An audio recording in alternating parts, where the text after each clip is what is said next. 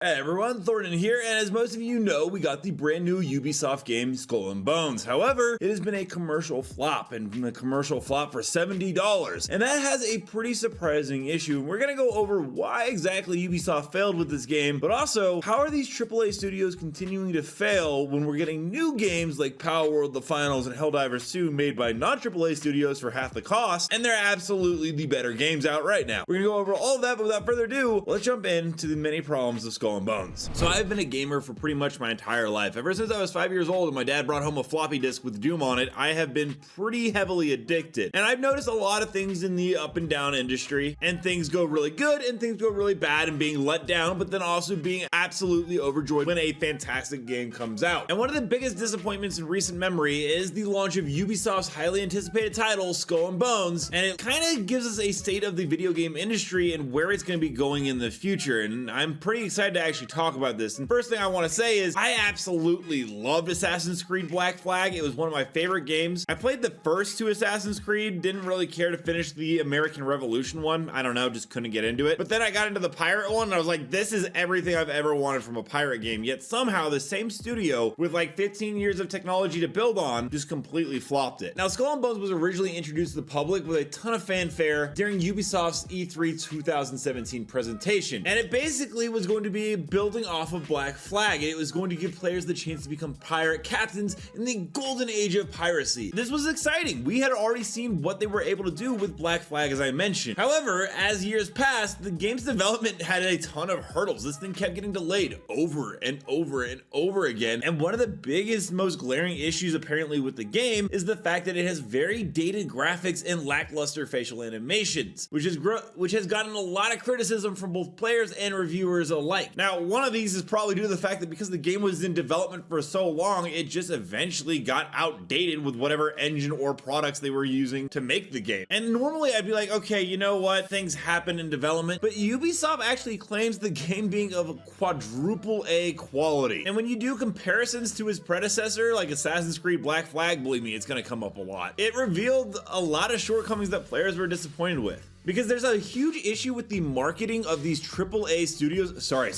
quadruple A studios. God, what a stupid new trend. And what they actually delivered contributed to a negative reception from players, which is why the game has such a horrible Metacritic user score. And now I'm gonna go ahead and talk a little bit about why this quadruple A thing is probably more of a curse than a blessing for Ubisoft at this point. Because when you compare the Skull and Bones underwhelming performance for a game that costs $70 and you compare it to other studio titles like Power World and Helldivers 2, it highlights a pretty broad trend within the video game industry. For instance, take a look at this image right here brought up by GenBox360. Power World is $29.99, Helldivers 2 is $39.99, and then we have two new games, Suicide Squad Kill the Justice League for $70 and Skull and Bones for $70, both of which are absolutely horrible titles by every metric and every fan that's pretty much talking about them. Look, I get it, if you like the games, by all means enjoy yourself, but there's no denying that for the cost of what these two games cost to buy, that you can get much better value in other games made not by quadruple A studios. And I get it, large AAA titles often have huge budgets and they have extensive marketing campaigns,